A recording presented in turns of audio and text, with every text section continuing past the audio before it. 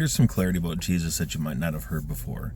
You know that he's the Son of God. You also know that he is the high priest, that he's been made a high priest according to the order of Melchizedek, but you might not know exactly what both of those mean, being the Son of God and also the high priest. So when we look all the ways back to Adam would have been the first priest. Then that's where the order of Melchizedek comes through. It comes through the patriarchs of the family, the eldest male.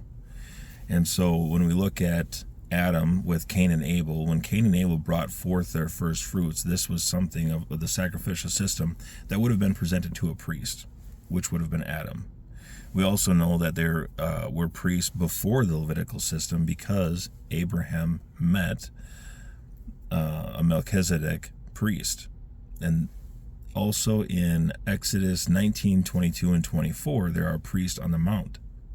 That's in Exodus 19, but the Levitical priesthood isn't set up until Exodus 28, 9 chapters later.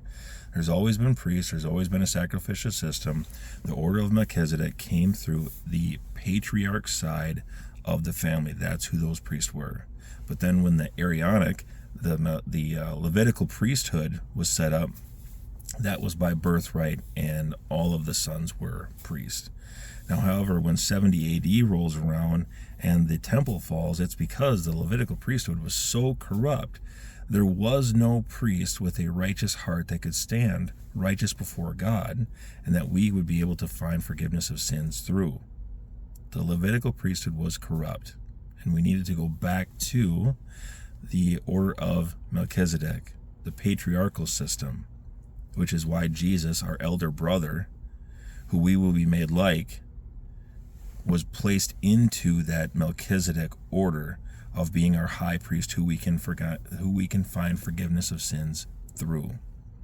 And he was able to be placed in that because of the perfect life that he lived.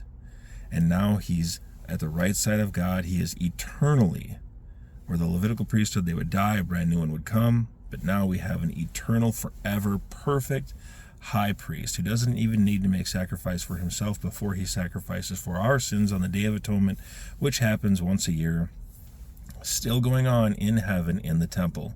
He is a priest, there's a temple, and all those things are still going on. That's how we find atonement and forgiveness of sins, is through Jesus in his priesthood side. And if he was only our high priest, we would have forgiveness of sins, but we would not walk in authority and power, because that came through Jesus' sonship. When we see Jesus come out of the water, God says, "This is my son in whom I am well pleased." These are the signs and symbols of a ceremony. It was called a son placement ceremony, also called Huiothesia, which meant that the son had found favor in the father's eyes, and the father could trust the son to walk in all of the authority and power of the father in his place, in his stead, and so he shared all of these things in fullness with the son. There was nothing that the father had that the son did not share in, because he was his son. He was equal with the father. It was all of the father's authority and power, but it was given to the son in equality so that the son could walk in those things. They weren't the son's, they were the father's, but the son would walk in it, if that makes sense. So now, being that Jesus was given all that authority and power, that's why he was able to send out the 70, because it's now his and he can share it with whoever he wants. And so they go, they're casting out demons, and they come back and they're like, "We did all these things." And Jesus is like, "Yeah, that's cool, but that's not what you should be rejoicing over. You should be rejoicing that your names would be written in the book of life. That's what you should be rejoicing over." So if Jesus was just the Son of God, we could say, yes, we're underneath him, we share in those things, co-heir, we walk in authority and power. But if that's all he was not our high priest, we do really amazing things, but we would die in our sins, and then we would ultimately die the second death, utter destruction. If he was just our high priest, we would have forgiveness of sins, and we would eternally live forever with him, but we would not walk in authority and power. We needed him to be both. They are two separate things that have been given to one man, the man, Jesus Christ, our Messiah, our high priest. That's how those things work. That's where they came from. When Jesus died on the cross, that was just a means to getting him to heaven. That's it. It wasn't some big punishment that we were due.